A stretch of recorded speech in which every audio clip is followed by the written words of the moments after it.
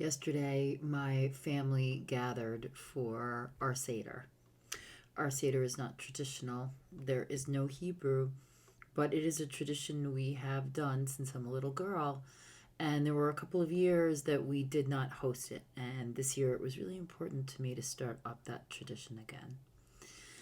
And my daddy died in 2000, and he and, the relatives that were not with me were definitely maybe not bodily there, but they were certainly all present. My grandparents. Um, and there was this really lovely feeling of coming together because that's what those gatherings are supposed to be. I know that our relatives can drive us crazy.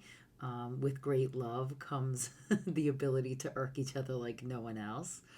But the act of coming together and having, especially that meal that has so much beautiful symbolism in it, and specifically, this story speaks of freedom, which I'm so all about.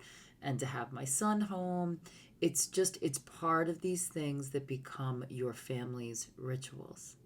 And so, what I would encourage you today is to take a look at some of what some of those rituals look like. Um, for us, it's the traditional reading of the Haggadah that my mother put together that has typographical errors in it. That is now part of our tradition to read it as written, not to correct it.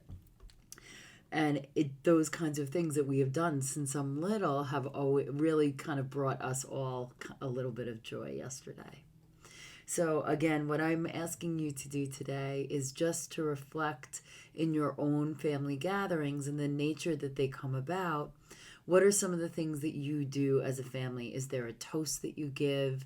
Is there a meal that's traditional for you when you get together? Or maybe the night before the big meal, you always have kind of like a pizza? Whatever that is, whatever draws you together, whatever sort of ceremony, as formal or as casual as it is, that still counts.